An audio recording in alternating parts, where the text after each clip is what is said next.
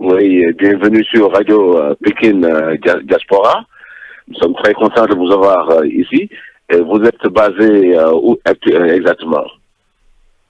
Je suis basée à São Paulo, au Brésil. Au Brésil.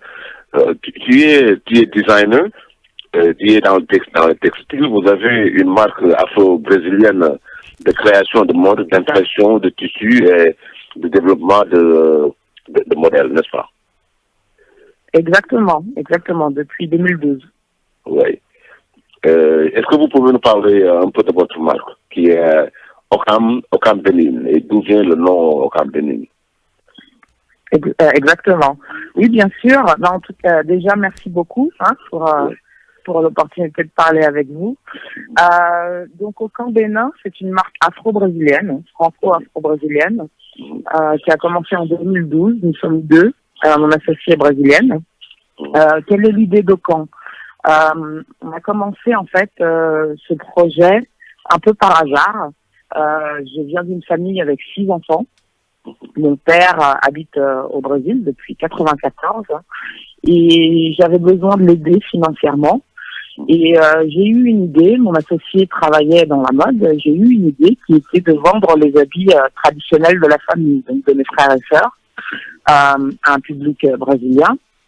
J'ai donc demandé la permission à tous mes frères et sœurs pour vendre les bijoux, les tailleurs, tout ce qui avait été fait sur mesure.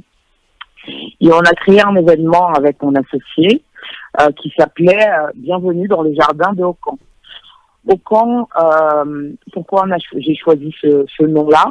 Parce que c'était un cadeau que mes frères et sœurs et moi nous faisions à mon père. Donc Ocam Yoruba signifiant le cœur. Et aussi parce que en Yoruba, Ocam veut dire lien. Et la démarche, c'était pour rapprocher le Brésil à ses racines africaines. Donc, on a fait un premier événement qui s'appelait Bienvenue dans les jardins d'Ocam, qui a très, très bien marché. On a eu tout un public brésilien du milieu de la mode, beaucoup qui sont venus. Il y avait à peu près 450 pièces. On en a vendu 320 ce jour-là.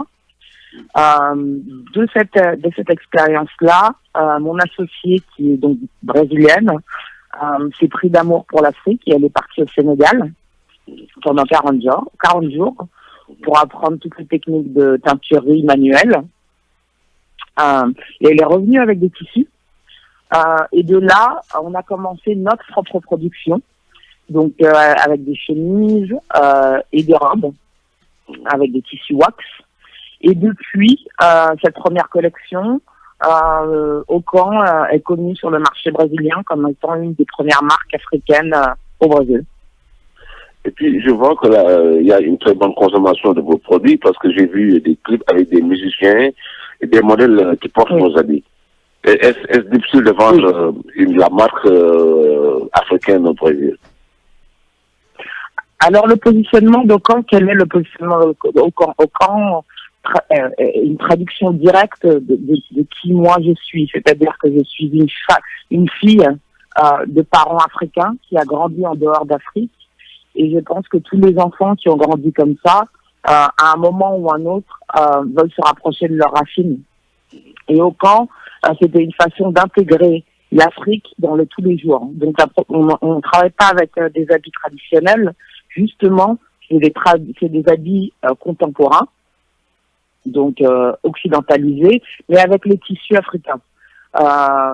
Et donc, aujourd'hui, au Brésil, une des raisons pour lesquelles Ocam a beaucoup marché, c'est parce qu'on essaye d'enseigner l'Afrique, d'enseigner les différentes cultures qui existent en Afrique à travers nos tissus et à travers nos coupes. Donc, de là, beaucoup d'artistes brésiliens ont beaucoup aimé notre proposition. Donc, on a pu travailler avec des artistes comme Cell, comme Lucas Santana, Amélie, Lineker, beaucoup d'artistes qui sont connus ici au Brésil et qui nous ont donné beaucoup de visibilité et qui ont attiré aussi tout un autre public à niveau national brésilien. Ouais. Et puis j'ai constaté aussi que vous créez vos propres impressions. Que nous savons qu'en Afrique, il y a beaucoup de motifs, il y a les bogolas, il y a les signes sinopou et tout ça. Exact. Est-ce que vous créez votre propre signe ou bien vous vous référez sur ces motifs pour impressionner vos tissus? Alors, en fait, l'objectif de Caen, il est aussi bien d'éducation que de mode. Donc en fait, qu'est-ce qu'on fait? On crée pas nécessairement nos propres techniques, mais on enseigne. Donc mon associé, par exemple, a appris à les techniques d'indigo, de bogolan, de block print.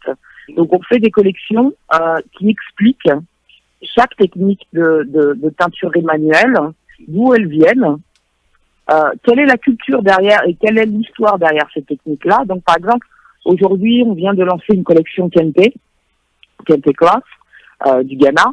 Donc on explique exactement comment cette technique est utilisée, quelle est la base, quelle est la traduction wax, quelle est l'ethnie derrière cette technique-là et derrière cet imprimé-là, quelle est la signification de chaque couleur.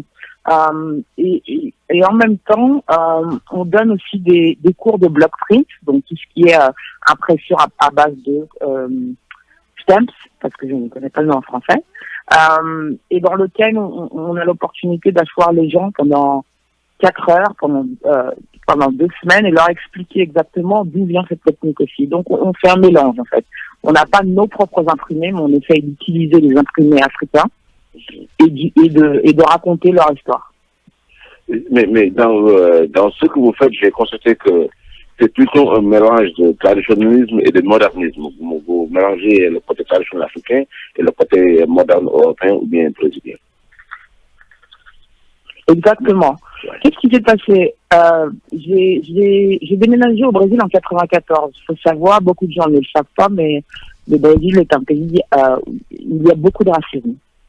Donc j'en ai beaucoup souffert. Je suis partie aux États-Unis, j'ai habité aux États-Unis pendant 8 ans, à San Francisco, j'ai étudié à San Francisco, et ça m'a permis de faire la paix, de me retrouver mon identité en tant que femme noire. Parce qu'au Brésil, en vue de l'esclavage, parce que l'esclavage a été aboli il y a que 500 ans, il y a des habitudes culturelles brésiliennes très racistes. Il y a un rejet de tout ce qui est noir et de tout ce qui est africain, du moins dans les années 90. Et donc, quand après mon séjour aux États-Unis, où j'ai pu voir des Noirs américains étant fiers et en revendiquant leurs droits, moi, j'ai pu reconstruire mon identité culturelle en tant que femme noire. Et quand je suis revenue au Brésil en 2010, j'ai voulu faire la paix avec le Brésil et essayer de faire une intégration, une action pacifique pour essayer de diminuer le racisme. Et je l'ai fait à travers de Hokan, c'est-à-dire de faire en sorte que les Brésiliens blancs portent l'Afrique. Pour qu'ils puissent porter l'Afrique, il faut qu'il arrête de le voir comme il le voit dans les livres ou dans les films et qu'il comprenne que l'Afrique c'est un continent, que c'est un continent qui lui a apporté beaucoup de sa culture. Et moi, la façon que j'ai trouvé de le faire, c'est d'adapter les modèles à ce que le Brésilien occidental porte, et de l'adapter avec des tissus africains et lui faire comprendre l'origine de ces tissus africains. Donc c'est pour ça qu'en fait nos modèles sont contemporains, pour essayer de faire en sorte de réduire le bridge, le gap entre l'Afrique et le Brésil. Je pense que ça c'est une bonne chose. Est-ce qu'aussi on peut parler un peu de l'origine des tissus africains? Beaucoup de gens disent que ce sont des tissus africains, mais ces tissus ont été créés, je pense, en Hollande, c'était plutôt pour le marché indien. Lorsque les Indiens ont rejeté ça, ils l'ont exporté en Afrique. Donc c'est ce qu'on appelle au Sénégal les Lagos. Ouais. Exact. Et que maintenant, la plupart des... Allez-y, je vous écoute. Non, je vous écoute, pardon. Maintenant, la plupart des designers africains intègrent ça dans leur créativité. Et particulièrement en France, aux États-Unis. Qu'est-ce qui est à l'origine de tout ça? Oui, alors nous, on est très transparent sur l'origine du tissu wax. Ouais. Et sur le fait que c'est une version industrielle hollandaise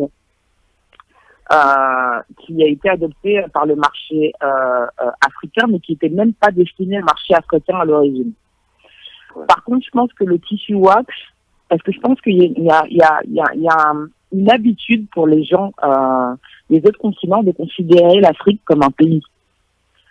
Comme s'il n'y avait pas de différents dialectes, différentes cultures, différentes différentes habitudes, différents goûts à l'intérieur de l'Afrique. Donc nous, on utilise ce tissu wax, même s'il n'est pas originaire de l'Afrique, pour démontrer les différences à l'intérieur du même continent. C'est-à-dire que effectivement, on va avoir le Bogolan dans certains pays ouest africains, on va voir le Kente au Ghana, on va voir le Shenshon en Afrique du Sud. Donc en fait, même si ce tissu à la base n'est pas fait en Afrique ou n'est pas originaire d'Afrique, il est quand même traducteur des différences culturelles qu'on peut trouver en Afrique. Donc c'est pour ça qu'on essaie d'aborder ce sujet comme ça. Et souvent, quand on se retrouve dans des événements où il faut expliquer, on se rend compte que de 2012 jusqu'à 2016 aujourd'hui, notre travail a fonctionné parce que notre public nous pose ces questions-là, nous dit, vous vous positionnez comme un marque afro-brésilienne, mais les tissus ne sont pas aujourd'hui africains, ils sont hollandais. Et je leur dis, nous, en fait, on se positionne comme une marque qui ouvre le débat. Donc oui, les tissus viennent d'Hollande, et leur usage est africain. Et le fait que... Pardon? Oui, continuez, je vous écoute, oui. Et le fait qu'on arrive à avoir ce débat où les gens vont faire des recherches, c'est ce qu'aucun veut. Donc, à la fin, pour nous, on y gagne. Parce que à la fin, la personne focus son attention sur l'histoire de ces tissus en Afrique. Voilà.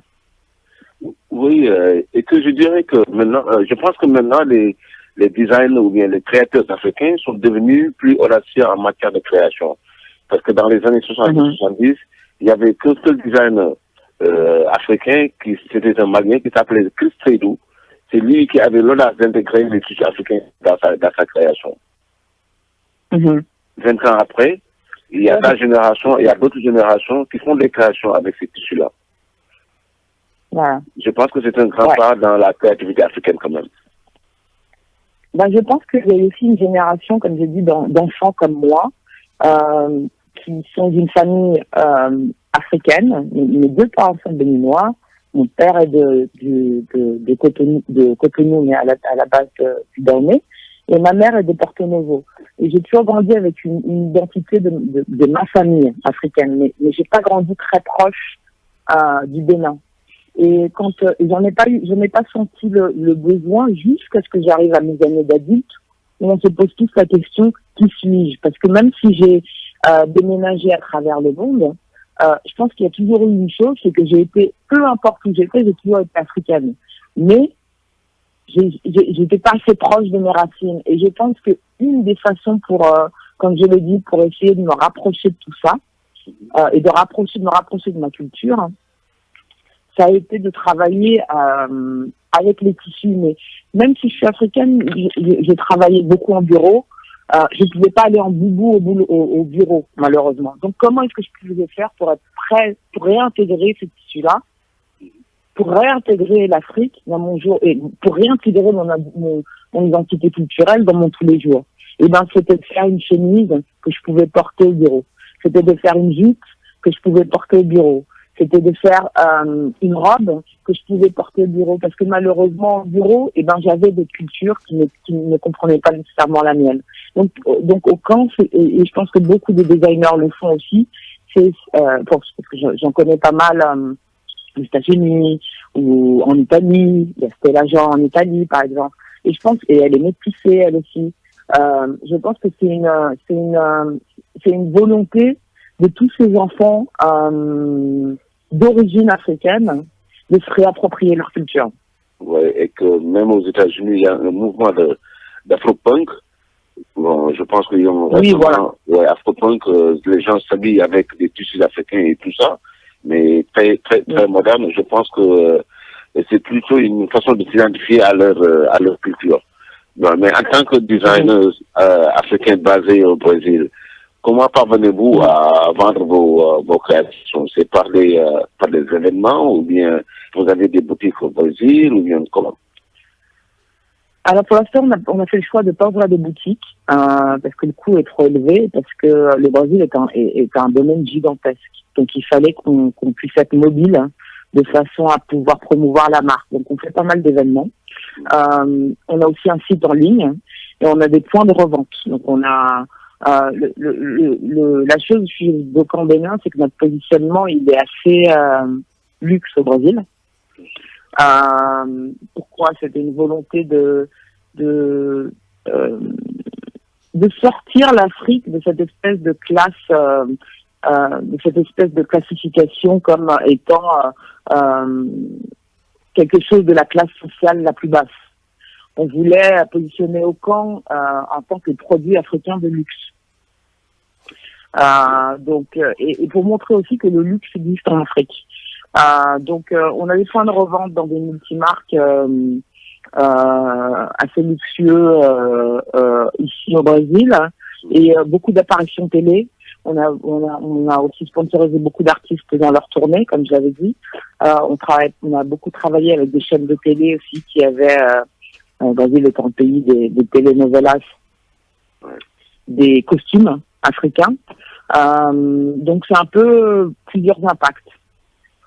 Ouais, bon, nous savons que le Brésil est plein d'Afro-Brésiliens ou bien d'Africains et tout ça, mais est-ce que ces gens-là acceptent le métissage culturel que vous voulez promouvoir là-bas? Excusez-moi, vous pouvez répéter la question? Je sais que le Brésil est un pays qui est plein d'Afro-Brésiliens. Il y a aussi un peu de racisme et aussi un peu de racisme. Est-ce que ces Brésiliens acceptent le métissage culturel que tu es en train de promouvoir là-bas? Les Afro-Brésiliens? Yeah. Non, les Blancs, je dirais. Ah, les Blancs? Ouais. Oui, alors on a un grand public, en fait. Non, parce que avant de les intéresser par l'histoire, on les a intéressés par les imprimés. Donc on a fait toute une recherche sur des imprimés intéressants, en fait, qui pouvaient attirer l'attention, peu importe la race ou la couleur, en fait. Donc on les a attirés comme ça et après on a commencé le débat au sujet de l'Afrique. À partir du moment ils sont venus acheter une première fois, la première fois notre premier lancement en fait était avec une grande marque brésilienne, une collaboration. Donc on a fait tout un lancement. Il y a eu parce que le milieu de la mode dicte aussi le positionnement d'une marque. Donc le milieu de la mode nous a très bien reçus et sur ça les gens de couleur blanche sont venus. Et en fait, l'approche de Auchan est pas nécessairement agressive. Comme je dis, on raconte l'histoire à travers le tissu. On essaie de faire penser à travers le tissu. Donc, le blanc nous a accepté parce qu'on ne lui a pas forcé la main, en fait. On l'éduque gentiment. Pourquoi? Parce que aujourd'hui, au Brésil, on est dans un mouvement où dans les années 90, il y a eu un premier mouvement. Quand j'ai déménagé au Brésil, les Noirs brésiliens avaient honte d'être noirs. Ouais. C'était très bizarre pour moi comme principe, parce que je n'avais pas du tout été éduquée comme ça. Au milieu des années 90, il y a eu un mouvement 100% noir. Donc les Noirs brésiliens ont commencé à porter des t-shirts 100% noirs pour se réapproprier leur identité. Et il y a eu la première maison d'édition noire qui s'appelait RAF, qui est sortie aussi dans les années 90. Fin années 90 jusqu'à fin 2010, il y a eu un espèce de stand-by parce que je pense qu'il y a eu un boom économique et les classes sociales ont commencé. Les Noirs qui faisaient partie de la classe sociale la plus basse ont commencé à pouvoir adhérer à une classe sociale moyenne. Donc il y a eu un focus sur l'identité culturelle noire. Maintenant, aujourd'hui, c'est un mouvement qui a ressurgi avec beaucoup d'agressivité et j'en suis très contente. Qui est dans lequel le noir brésilien revendique ses droits. Donc il y a beaucoup de groupes de femmes noires qui essayent de se solidariser et de faire beaucoup d'événements. Il y a beaucoup, pour la première fois, il y a beaucoup de procès de noirs contre le racisme, contre le manque d'inclusion sociale. Il y a vraiment un positionnement bien plus agressif des noirs revendiquant leurs droits. Sur ce, pour moi, je suis pas née au Brésil. Et pour moi, c'est une responsabilité et c'est un pouvoir de l'afro-brésilien qui a besoin effectivement de se positionner comme l'afro-américain l'a fait. Donc aujourd'hui, au camp, moi, je suis considérée comme une afro-franco. dont la terre d'adoption est le Brésil. Donc je ne veux pas voler le droit de parole de l'afro-brésilien. Donc nous, notre travail, il est fait en support à ce qui se passe aujourd'hui. Donc le blanc nous reçoit notre message, mais comme un véhicule d'éducation, qui est un endroit où il peut montrer sa solidarité à travers le tissu. Oui, qui se définit comme afro-franco, mais pas afro-brésilien. On nous dit que mon associée est brésilienne, mais moi, Tania, je suis afro-franco, dont la terre d'adoption est brésilienne. Ok, je pense que ce soit les afro-franco, les afro-américains, les afro-brésiliens, ils ont le même combat. Leur combat, c'est d'être intégrés, reconnus. Exactement. Mais il y a quand même une nuance. L'afro-brésilien vient d'un background qui est très spécifique, qui est celui de la pauvreté et d'une culture de pauvreté. Moi, je suis venue au Brésil en tant que fille d'expatriée. Donc, c'est quelque chose de différent. Il faut savoir qu'au Brésil, si on est, peu importe notre couleur, de temps en temps, si on est étranger, notre couleur devient transparente. Okay. C'est un fait qui arrive beaucoup. Je pense que dans tous les pays d'Amérique du Sud, c'est comme ça. On nie au noir leurs identités, que ce soit Brésil, Mexico, dans tous ces pays c'est comme ça, parce que même leur culture n'existe pas, même leur culture, leur histoire n'est pas écrite. On essaie de verrouiller tout. Je pense que ce que vous êtes en train de faire aura un impact génial quand même. J'espère. Mais est-ce qu'il y a d'autres Africains qui sont dans ce même mouvement, de stylisme ou bien culturel, pour que ces Afro-Brésiliens puissent connaître leur culture?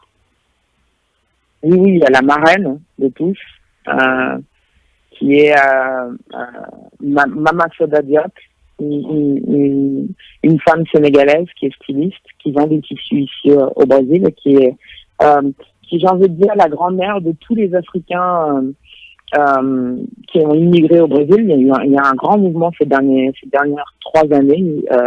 Il concentrait beaucoup dans le centre de São Paulo et à travers le Brésil.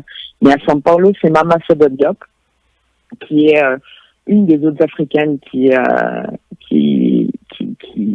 travaille avec le marché brésilien, qui vend des tissus, qui est connu de tous.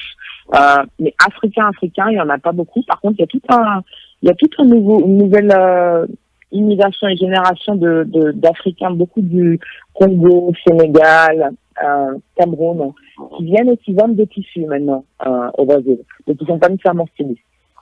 Mais aussi, Tania, pour faire la promotion de la culture africaine, il faut quand même travailler avec les universités, avec les écoles, d'enseigner l'exclusivisme africain dans les centres de formation. Est-ce que vous êtes en train de faire ça? Ouais, c'est la phase 2 de notre marque.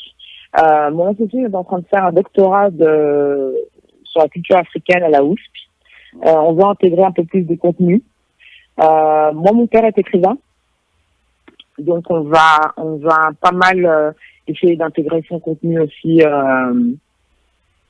dans notre prochaine phase l'année prochaine.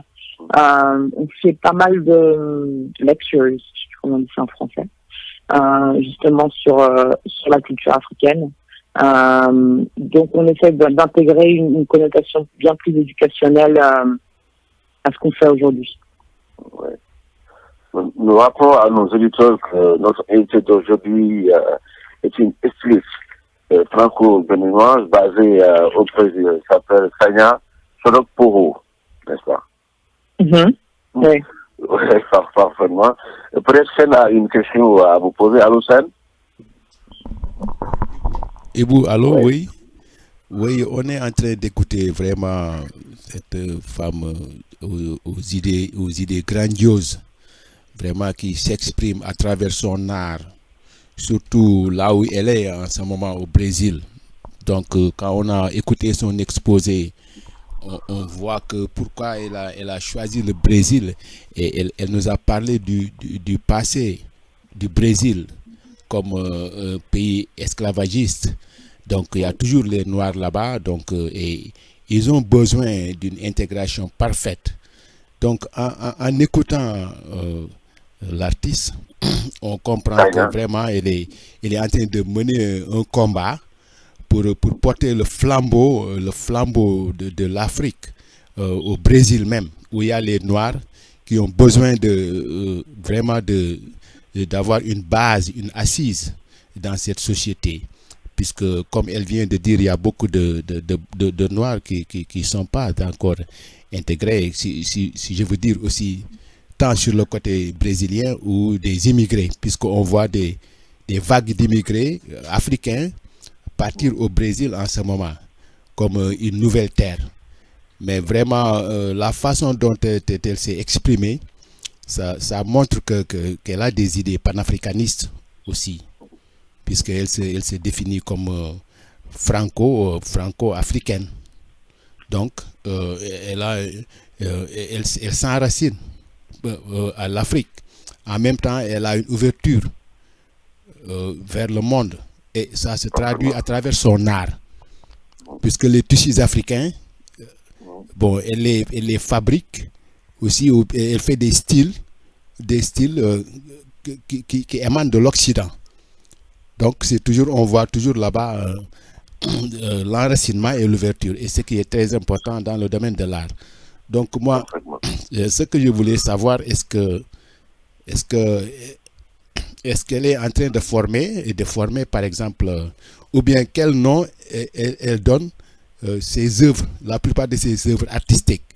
Est-ce qu'il y a un nom particulier qu'elle donne à ses œuvres artistiques? Aussi, je veux aussi qu'elle me parle.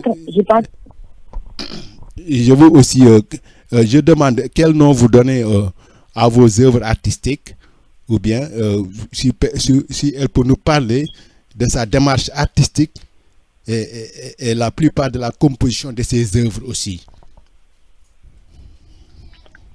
Alors, je suis désolée, je suis au Brésil, la communication est mauvaise. J'ai entendu quel nom vous donnez à sa démarche artistique. Aux œuvres, les œuvres que vous êtes en train de produire.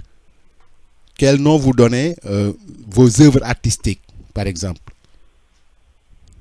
Les noms. Voilà, Ivo, je suis désolée, j'entends que le début. Quel nom vous donnez et après je ne comprends pas. Ouais, parce qu'elle veut savoir, enfin, votre démarche artistique, comment vous définissez votre collection et tout ça. C'est ce qu'elle veut savoir. Ah, comment on définit? On définit notre collection comme afro-brésilienne. Ok. Afro-brésilienne parce qu'on est deux. Si aussi elle a un message. Si aussi elle a un message à lancer à la jeunesse et à la diaspora africaine, quel est ce message? Quel est le message que vous avez à lancer à cette diaspora africaine qui est partout dans le monde? Ah, d'accord, ok. Le message que j'ai à lancer, c'est que moi, j'habite dans un pays qui est le champion de la traite négrière. Le message que c'est vrai. Je suis venue dans ce pays à 12 ans. Pas du tout préparée pour emprunter un pays dans lequel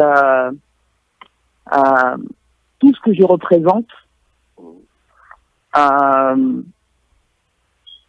est négatif, est considéré comme négatif. C'est-à-dire que j'ai grandi avec le message que il fallait être tout sauf ce que j'étais. Aujourd'hui, j'ai 35 ans. J'ai travaillé en bureau, j'ai été représentante commerciale d'entreprises étrangères au Brésil. J'ai gagné beaucoup d'argent. J'ai fait une très bonne éducation, sauf que j'ai eu une crise identitaire qui a été que qui suis-je? Je suis le produit d'une société occidentale, mais ma couleur et ma culture n'est pas d'ici. Donc je me mens à moi-même à un moment ou à un autre. Et j'ai un devoir en tant qu'Africaine de dire qui je suis. Parce que je fais partie de la culture qui est le berceau du monde. Donc aujourd'hui, moi, mon message, qu'est-ce qu'il est? À une petite échelle, j'essaie de faire mon travail. Pour qu'on comprenne de ce que j'ai compris, du peu que j'ai fait, du peu de véhicules que j'ai pu avoir, pour éduquer le monde que je domine, donc c'est-à-dire le Brésil, mon cadre à moi, on essaie de partir dans d'autres pays, que l'Afrique, elle est partout. C'est pas qu'un continent, c'est pas qu'un tissu, c'est pas que, elle est partout, elle est dans tout ce qu'on, dans tout ce qu'on vit, dans tout ce qu'on dit, dans tout ce qu'on mange, dans tout ce qu'on mange. Donc c'est pour essayer de comment on dit ça, demonize, je sais pas comment on dit ça en français. Ce beau continent, ouais, ce beau continent qu'est l'Afrique, et de montrer qu'il est partout. Je pense que c'est ça mon message en gros, que c'est un combat qu'on mène à travers le monde et qu'on n'est pas obligé, qu'on peut trouver des petits moyens de faire transmettre des messages à notre niveau, quoi. Voilà. Mais je pense que j'ai répondu. Allô, Sam? Ouais. Oui, Ibou, oui, d'accord. Vraiment, on a bien entendu l'artiste s'exprimer, puisque je rappelle, comme disait Marcus Garvey, disait que un peuple ignorant son histoire était comme un arbre sans racines. Donc, du fait que, en tant qu'originaire d'Afrique et basé au Brésil, est-ce qu'elle se sent pas avoir une mission d'éducation, par exemple, pour éduquer les Noirs qui sont là-bas, pour qu'ils soient conscients de leur culture et de leur histoire, puisque on voit dans la diaspora noire, par exemple, plus particulièrement au Brésil, les Noirs qui sont fiers d'eux et qui connaissent leur culture, ça leur apporte une force colossale. Est-ce que votre mission n'est pas de propager la culture, par exemple la culture africaine, pour que ces gens-là aient des racines, par exemple, des bases, pour vraiment rebondir dans la société brésilienne? Est-ce que vous ne vous sentez pas en mission, par exemple? Si, moi je fais une mission, mais je pense que... il faut repartir à l'histoire du Brésil jusqu'à il y a j'ai envie de dire 15 ans. Le noir brésilien était même pas considéré comme une personne, il était considéré comme de la main d'œuvre. C'est-à-dire que je ne voyais pas de noirs brésiliens serveurs dans les beaux restaurants, je ne voyais pas de noirs brésiliens vendeurs dans les beaux magasins, je ne voyais pas de noirs brésiliens achetés. Je ne voyais pas de noirs brésiliens à la télé, à part si je voyais des esclaves. Je ne voyais pas de noirs brésiliens. Donc, c'était même pas une démographie, alors que c'est le pays où il y a le plus de noirs en dehors de l'Afrique, un des pays où il y a le plus de noirs en dehors de l'Afrique. Donc, moi, je sens une mission, certes. Mais je pense qu'il y a une question de moment aussi. Je pense qu'il faut pas apprécier, il faut respecter le mouvement afro-brésilien actuel. C'est-à-dire que aujourd'hui, c'est un parallèle. Moi, je vois beaucoup de parallélisme avec les États-Unis. Aujourd'hui, le noir brésilien, il est dans une période de revendication de son identité, revendication de ses droits. C'est quelque chose, c'est un mouvement très agressif aujourd'hui, qui peut être assimilé à ce que les Noirs américains ont fait dans les années 70, 60, etc. Aujourd'hui, le noir brésilien, il est un peu comme le noir américain dans le sens où il veut pas encore faire le lien totalement avec le noir africain, pour ainsi dire. Il se sent encore très très différent. Tant que, en fait, le noir brésilien ne s'associe pas nécessairement avec le noir africain. Moi, aujourd'hui, je suis très respectueuse et je suis très fière du mouvement du noir brésilien. Mais je pense que ça lui appartient et qu'il faut que je respecte ça. Donc moi, je suis là en tant que support, qui est le support pour aider à sa lutte, pour aider à être une source d'information. Mais à la fin de la journée, il faut que le noir brésilien puisse stand on his own two feet, qui puisse être fort de par lui-même. Donc oui, ma mission est d'éduquer le noir brésilien en lui montrant que non seulement une marque afro-brésilienne peut être considérée comme une marque de luxe, non seulement une marque afro-brésilienne peut être respectée par toutes les classes sociales et toutes les races brésiliennes, mais que lui, en tant que noir brésilien, il a la force de pouvoir faire exactement la même chose. Et c'est ça le but d'Okan.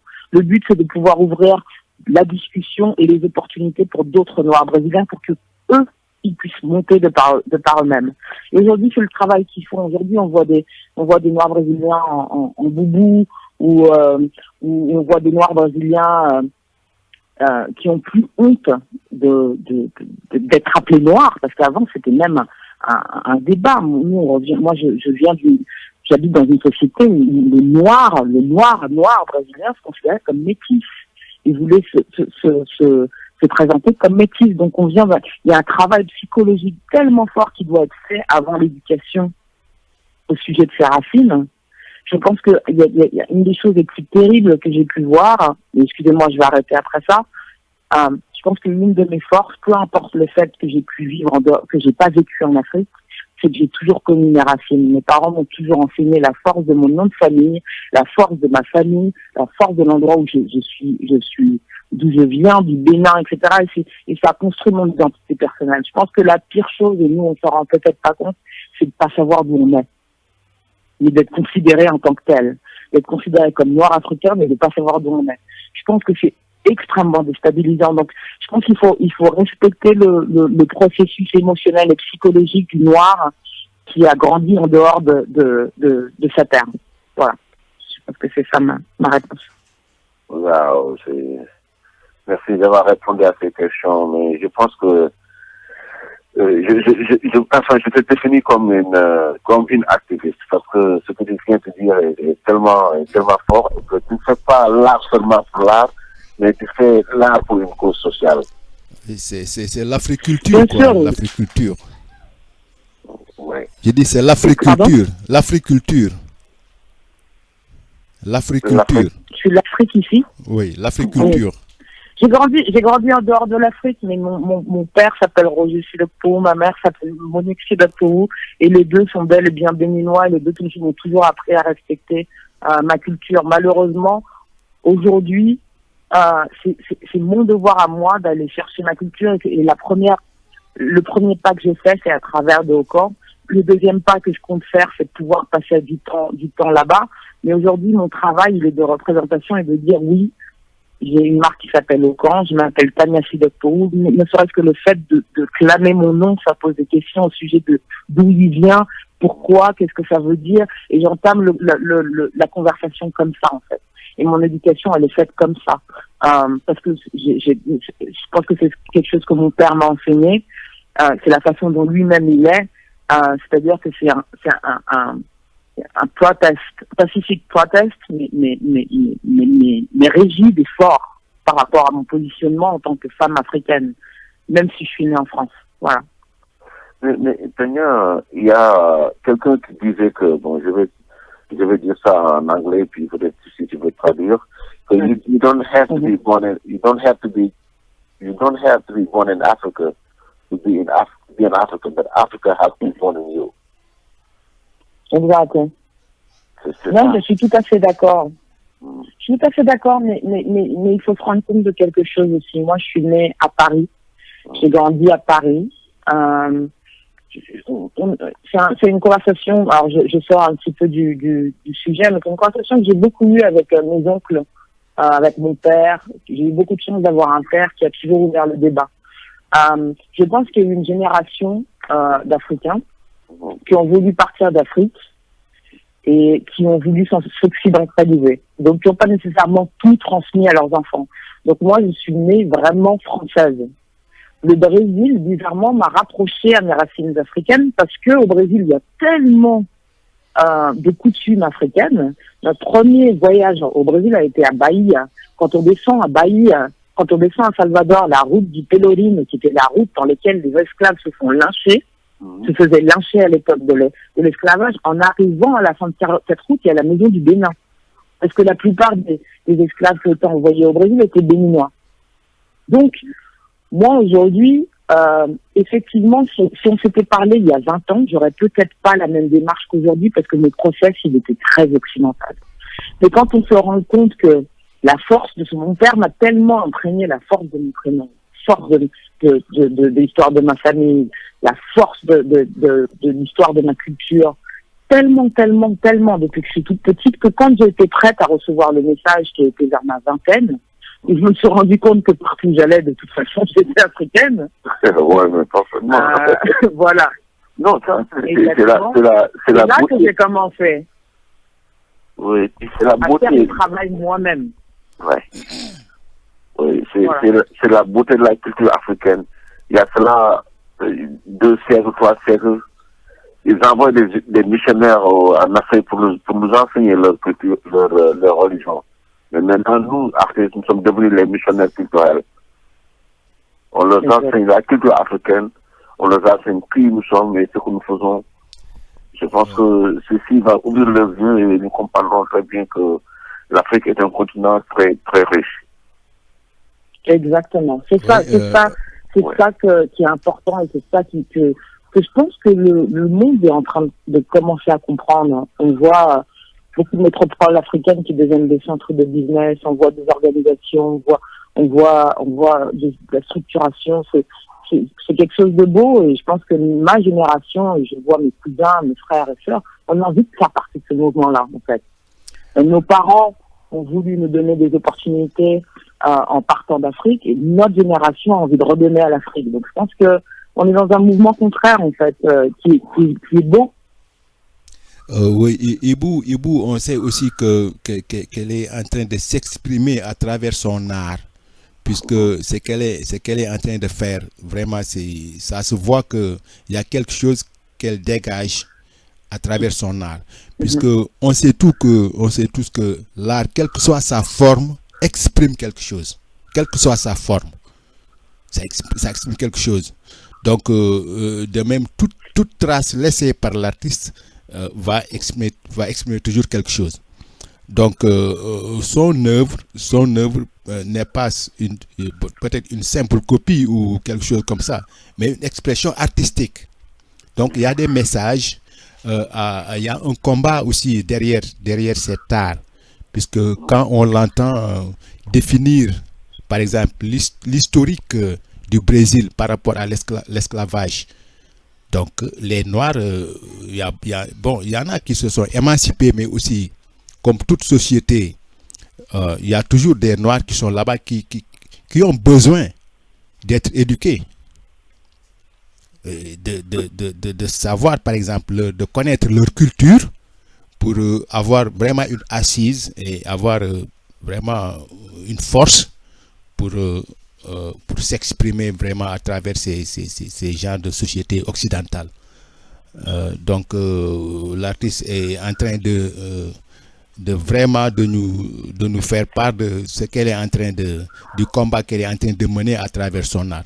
Vraiment, nous lui félicitons et on espère aussi la voir la prochaine fois. Et puis, Seigneur aussi, tu es en train de montrer aux gens que le métissage n'est pas seulement culturel, mais le métissage est aussi culturel.